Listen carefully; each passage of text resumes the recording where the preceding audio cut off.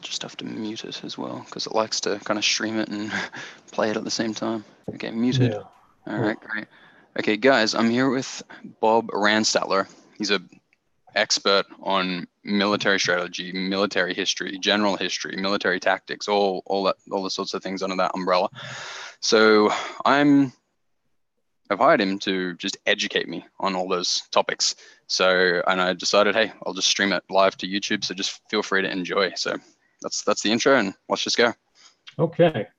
Well, what I prepared for you, as we previously discussed, is our sessions that we're looking at engaging in here are kind of more or less kind of down and dirty quick sessions. They're the abridged version of something that you would typically receive in a graduate level program in studying history. So what I've done is I've extracted what I feel are the high points of the historical profession academically, and the really big nuggets that I took away from my studies in history. So we're going to briefly go over those. In our first session here, obviously we're going to expand more upon the topic of military history and strategy in general, but I think what we'll do here is lay a foundation. What I'd like to talk about today is history, historiography, and the historical method. And we briefly talked about that when we did the initial interview process. So a small portion of this is going to be redundant, but I feel it worth visiting and going back to, just so, at least for the benefit of the audience and whoever's watching the video, they can be clued in on as well. Sure. So the idea is like it sets a foundation for like a framework for understanding what the learning is, right? Like yes. Understanding historiography. Yeah. Cool. Yeah. What we're covering here in this session, and we have an hour to do this, is essentially what a graduate level history student would receive over the course of an entire semester. Okay. Fortunately, there's not going to be a test or anything like that. And like I said, I'm just going to basically hit the wave top, so to speak, and not try to get too deep into it. Although, if you do have specific questions about anything particular, please feel free to ask. Yeah. I'm a bit of a question asker, so. Okay. And if I hope I don't break the flow too often. And you can just, if I'm breaking the flow sometimes, just tell me. No, that's fine. And again, you're my client, and when it comes down to it, you're not a student, and we're not on a hard and fast schedule here. So if you want to ask a lot of questions and you'd like to explore a particular topic, and we don't necessarily get to the end of this by the time the hour's up, we can always pick up at the down the road. Yep. So, good. Okay. All right. So history, as we previously discussed, to the lay person, when you use the word history, to the general public, typically you think of the past. But the distinction that we need to make, especially when you're talking about when we're discussing academic history, is there is a difference between history and the past. The past is simply what's occurred before us, before the present. And the present is more or less a bridge to the future. So we have the past, the present, and the future. History, on the other hand, is written and created by people, observers. So what necessarily happened in the past may not match what the historical record has to say. It depends who created the historical record and the circumstances under which they created it. So history is something that we create every day. It's something that's done through academic journals or monographs or books. Or newspapers. It's the practice and the methodology of actually recording and trying to describe the past. Okay. Mm-hmm. Okay. Interesting. Okay. And who creates history? You don't need to be an academic to create history. Anyone can create history. Anyone from firsthand observers. There's a lot of examples throughout history, specifically military history, with personal memoirs, correspondence. There are those who are professional historians who set about the task of, literally recording the events as they occurred. Thucydides is one of the first examples in the Peloponnesian War. Not only was he an academic and a historic scholar, but he was also a soldier in the Peloponnesian War. And he says at the beginning of his text that, I'm setting out to write this book as a historical account of the greatest battle that had occurred in the known world up to this time. And I want to share it with everyone, and it's for posterity. And I want future generations to be able to reference back to this work. Okay. Other figures might not necessarily have been that forthright in the way they wrote their memoirs or why they did it. But even newspaper clippings or video recordings nowadays, All those things, when we look back at them, they are part of history and they become history. So the big question, especially what a lot of history students had, and what I have myself, is, why study history? Why study the past? And there's several reasons. The objective academic reason, what all academics strive for, and what a lot of historical schools, historiographic schools strive for, is to study history for its own sake. In other words, as an academic, you're trying to be objective and you're trying to place yourself in the shoes of your source. Whomever wrote that work, whatever circumstances they wrote it under that period, you want to study it for what it is. You're not trying to allow your own personal bias or an agenda interfere with trying to interpret the historical document. Okay. Now, outside of that, there are many other reasons why people study the past. A lot of common instances in the past included, a moral example. Someone may have looked back to past events and the virtues of historical figures to bring that forward to the present and share that with the present for either, motivational purposes or as an example to live up to, or to try to influence the present. A very common reason people study the past is to learn from past mistakes and to try to prevent future mistakes. And that's something that we mentioned in our initial interview. There's a very common phraseology, those who don't study the past are doomed to relive it. And to an extent, that's true. But that's a very common reason to study history. Others have an ideological agenda. And this is particularly true in popular history, especially with a lot of historical nonfiction. There's a lot of authors out there that try to remain very true to the facts of the past, but they also try to fill in the blanks with narrative, which is fine. And that's an entertaining facet of history. And I myself, I love historical nonfiction. I read it quite a bit. But when reading that, you have to understand that the author is interjecting his or her own personal bias and beliefs and interpretation into the historical record. So they may have a particular reason to advance history. And even academic schools of thought, a lot of the more recent academic schools of thought, particularly like subdisciplines of academic history, such as labor history, gender history, women's history, political history. A lot of the academics in those fields study the past for an ideological reason, to support an ideological cause. So that's important to consider too when you're studying those fields of history. A long time ago, centuries ago, in the I'd say in the 18th and 17th centuries, when history really started to take on the form of a true academic discipline, the earliest practitioners of history studied it for the sake of laying out God's plan.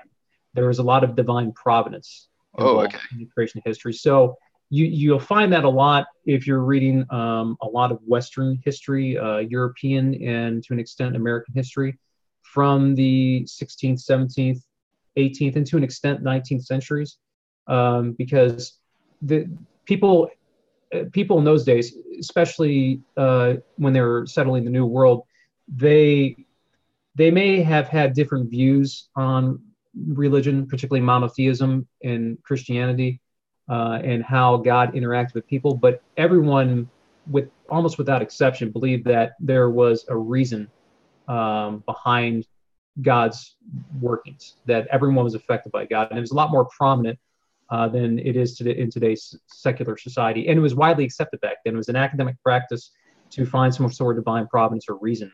And when did that idea last until, where people had that belief really strongly? When did it last until? Yes. Yeah. Well, really, you start to see a change mostly in the late 19th and early 20th centuries. Oh, until then, okay. It really mirrors society as a whole, and you'll find as we talk more about the different schools of history and the different reasons behind studying history, that history, like any other pursuit in life, kind of mirrors what's going on in society. So during the Industrial Revolution, or even a bit before that, during the Scientific Revolution and the Industrial Revolution, and in the age of reason, so to speak, that's when people really started turning to logic, and they started turning to science and there was Oh, more yeah. there was more emphasis placed on science than there was necessarily on religion, and states became increasingly secular over time. And then, especially in the 20th century, with civil rights movements of the 60s and 70s, we saw a greater departure from actually a focused effort upon the behalf of historians to depart from old schools of thought. So there were those historians, and there was historiographic movements that said, well, they used to study divine providence in the past, and history is full of stodgy old white guys. So there was a lot of interesting and diverse people that started studying history for cultural and gender-based reasons, and they really wanted to do which we'll talk about a little bit later, was studying history from below, as opposed to studying great figures in history and political leaders and generals. There was a great movement during the civil rights era and the subsequent decades to really start studying history from below, the lives of common people. And, in doing that, that you saw a move towards a more secular academic scientific field than one influenced by religion or monotheism or God. Okay. Yeah. Another major reason to study history, especially that came about during the 19th century with the rise of Marxism and Hegelism and dialectical materialism, was the idea that man's driven by material needs, and dialectical reason and dialectical materialism. If you're familiar with any of Hegel's philosophy, no, not yet. Well, it played a very big part in that. And basically, what dialectical materialism is, well, first off, dialectical reasoning is something that was advertised by Hegel.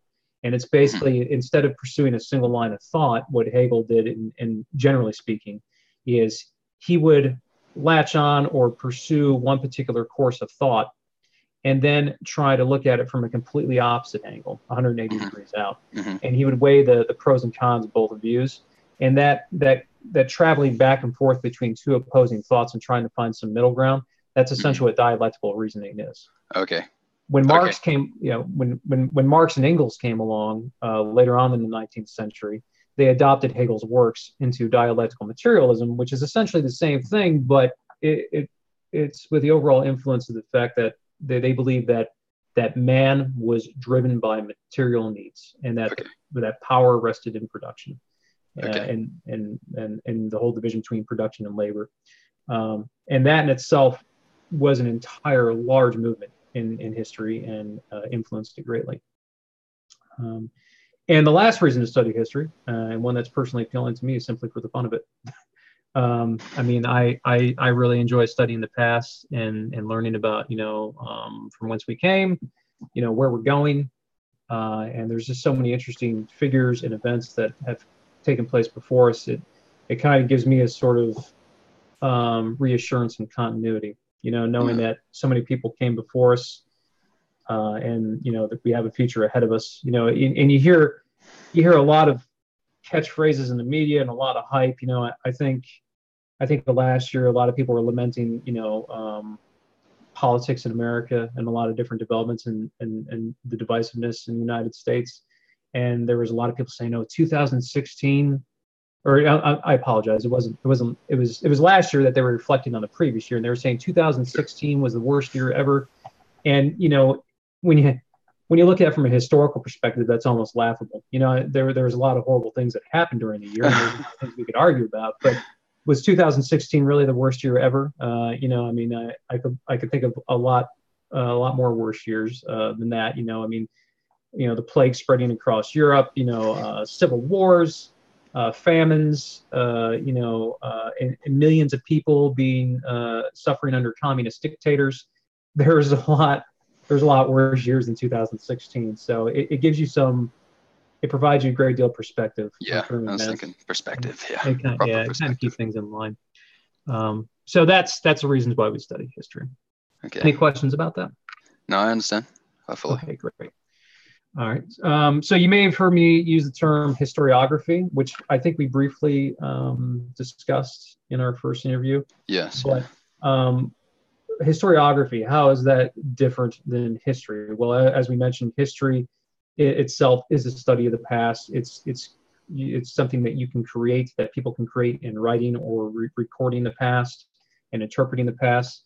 History is an academic discipline. Historiography, on the other hand, is the study of those who study history.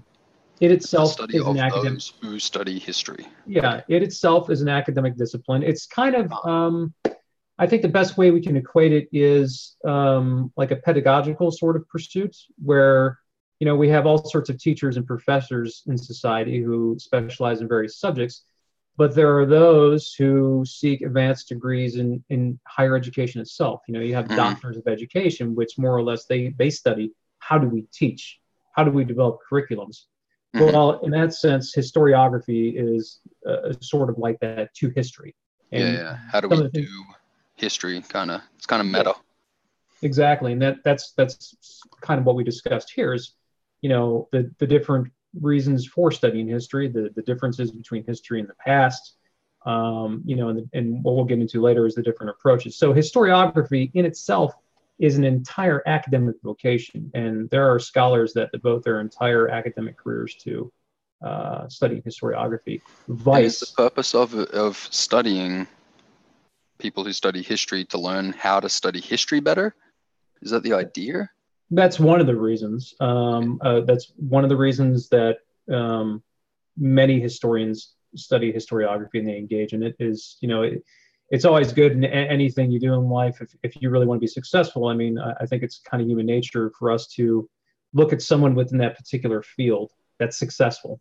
If I want to open up a burger joint and I want to sell hamburgers, I'm going to go try to emulate someone that's already succeeded in that field. McDonald's, Burger King, or what have you.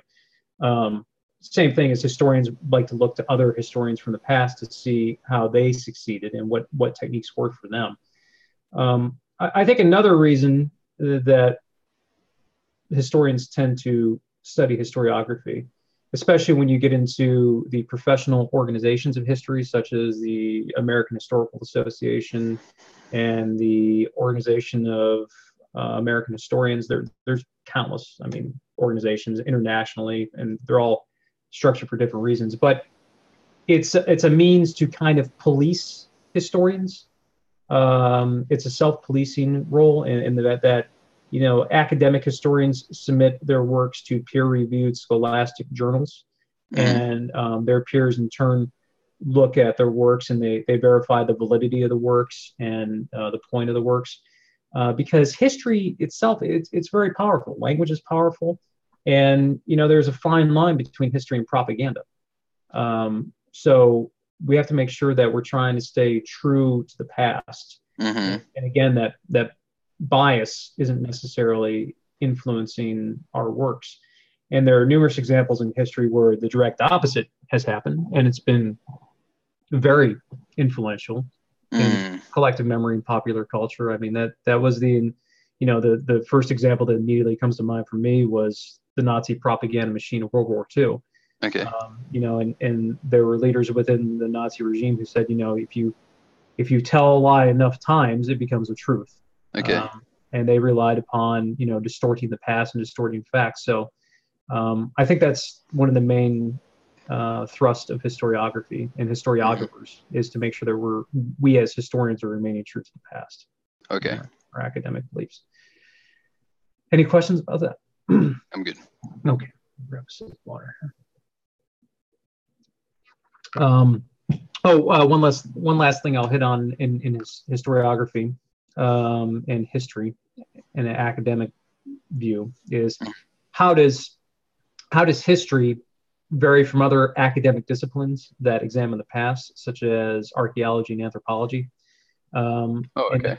The major answer there is historians primarily utilize documents, whether they're okay.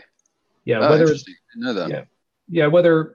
Whether they're clay tablets from ancient Sumer, whether they're Federalist papers written by one of the founding fathers, or if it's the Magna Carta, or as something as recent as a newspaper clipping from 5-10 years ago. Historians deal with documents and the interpretation of documents. Okay. Other academic disciplines still study the past, but in a different fashion, and they use different mediums and they study different artifacts. You know, archaeologists, for instance, they will perform excavations and they will obviously, you know, try to interpret past events based upon physical evidence. And anthropologists So enjoy archaeology, studying. physical evidence. Okay, got it. Mhm. And anthropologists enjoy studying the human condition and how society and humans relate to one another, especially in a historical sense. But Mm. they approach it with a different view than a historian. So what is the So source of information of a anthropologist? anthropologists rely on a wide variety of documents. It's Mm. actually, you know, I have a friend who recently graduated from university with a bachelor's in anthropology, and I was thumbing through some of his books, and he was sharing some things with me. Um, I think the best way to describe anthropology, at least from a non-expert perspective, is it's very eclectic. There Okay. are a lot of different things that anthropologists look at. They kind of take a smattering of history, you know, where they examine important documents, and then they also take cues from archaeology, where they'll examine physical evidence. But what they're primarily concerned with, anthropologists, is interaction, and Interaction. particularly human interaction, and how And is human interaction has changed and how it's affected human behavior over the course of history. and is the with history, is it what happened as opposed to some, like, say, anthropology sounds like it has a lot of mm, I don't know, just as you said, just more human interaction, Mm-hmm. more, I guess it sounds like it has more guesswork about how people were thinking and how people would be, but it seems like history is just what happened.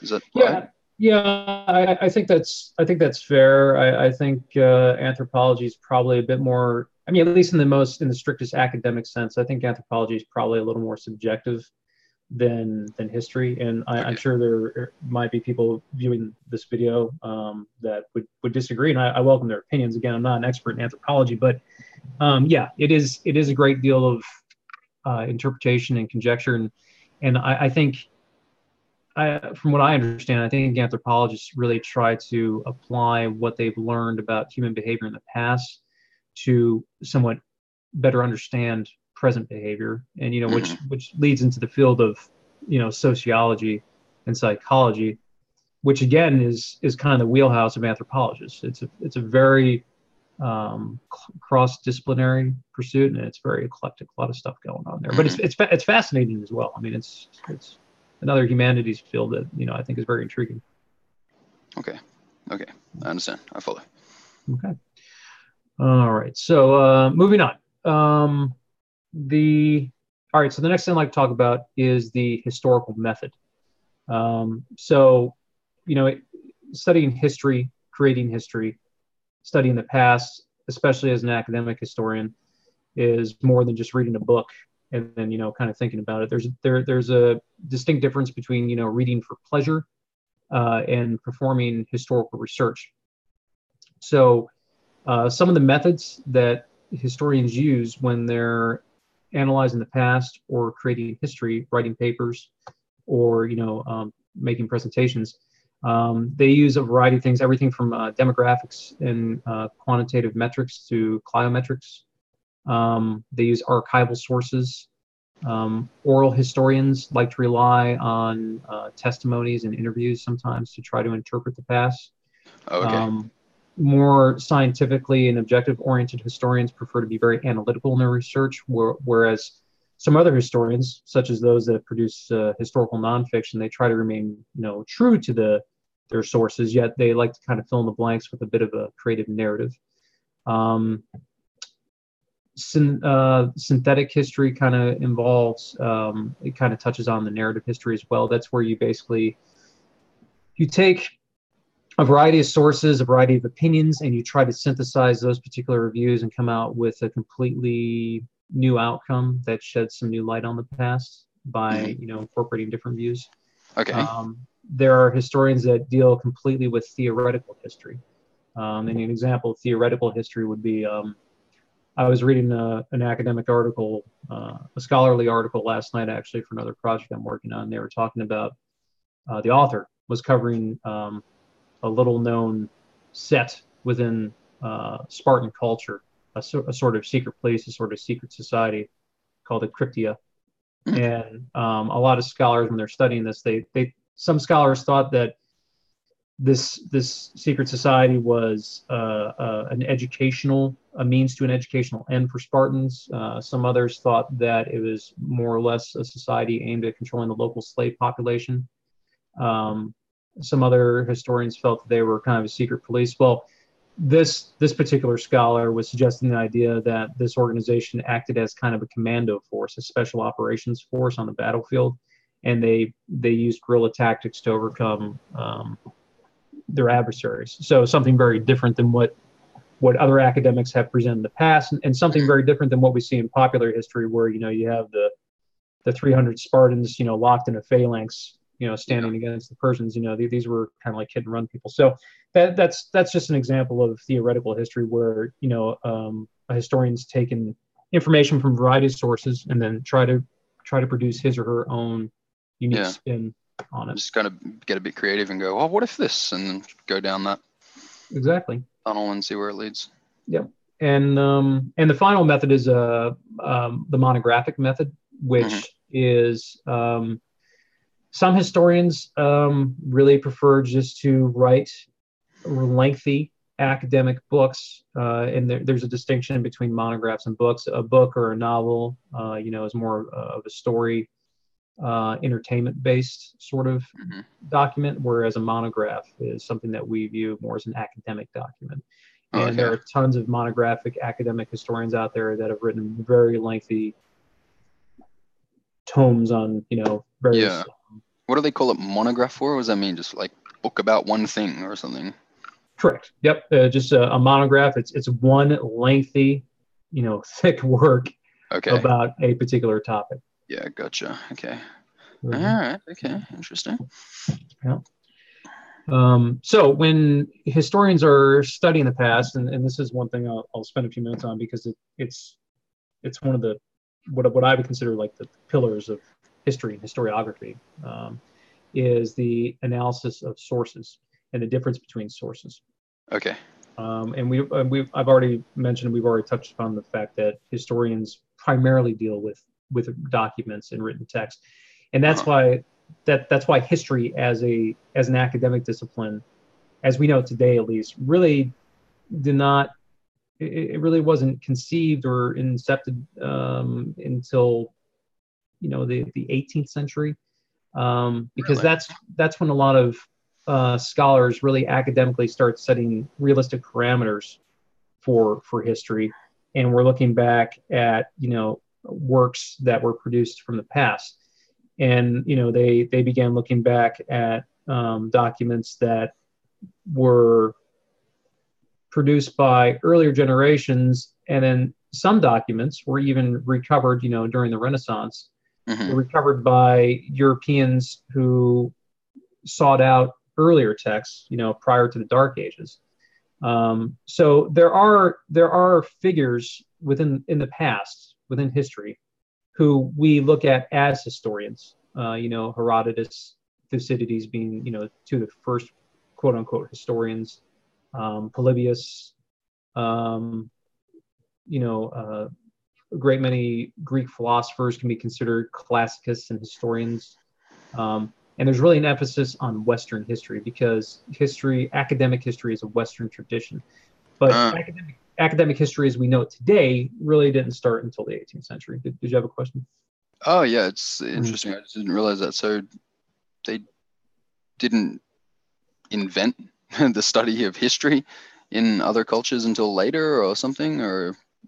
Not really, because it's really the written word. I mean, if you take, for instance, Mesopotamia, cuneiform was the first written language in Sumer, and they impressed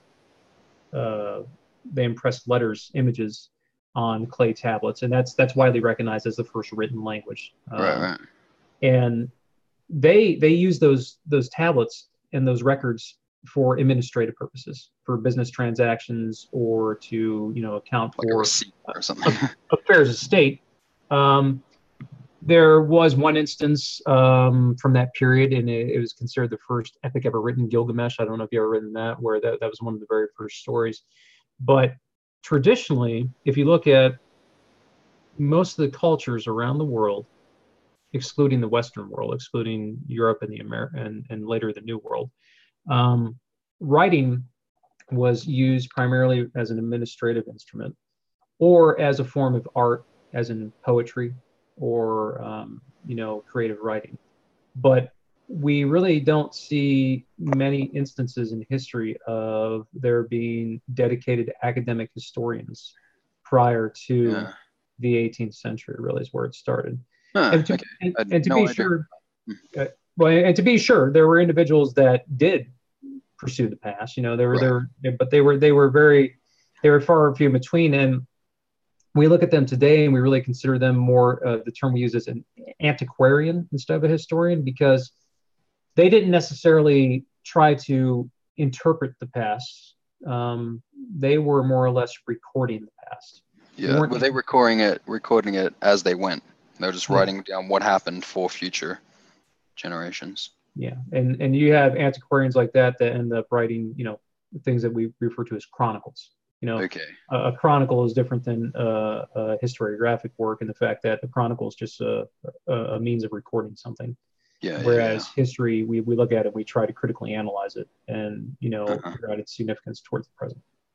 So at some point in, I guess you said the 18th century, they just collectively got together and went, oh, let's figure out what happened back then. Yeah, and I'll cover that in more detail a bit later when we start talking about the different schools of historiographic thought and how they came to how they came to significance within history and historiography. But yeah, basically that's essentially where we trace our steps back. And then to be sure, further down the road, that's where we see a really polar shift centuries later in history and historiography. Is for the longest time, history was the wheelhouse of educated white European men that basically had the time. That's what they did with their time. They had the time and the means to pour over all these records, amass these huge libraries of different documents, and they focused on what they felt was important, which was great people, great places, great events. Yeah, right. Okay. But did so at the neglect of the everyday person. That's why anthropology kind of came later, I guess. So. Yes.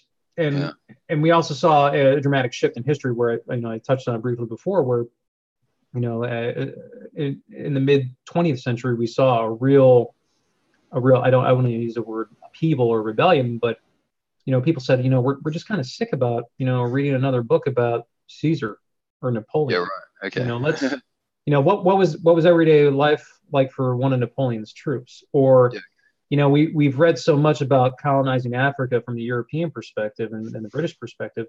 What was life like for one of the tribes people that were on the other end of that? And that's where we start to see a really robust and really wonderful development in academic history, where we continue to see it today, where there's a lot of emphasis placed upon cultural history, gender history, and fields that just typically weren't looked at in the past. Yeah. Okay. So that was like the beginning of anthropology, or is that what you call that, or what do they call that? I'm not really. I can't be certain about that, because anthropology, we do muddy the waters a bit when we're trying to find a nuance. So it's just an evolution of history. Yeah, that's just history. Anthropology, I don't want to say it developed independently, but I'm not familiar enough with the topic to really say. I'm sure there was definitely some. History had to be very influential in the development of anthropology. But I think I think academic curiosity and trying to look at things from a different perspective were definitely played a part in the rise of anthropology. Yeah. Gotcha. Okay, interesting.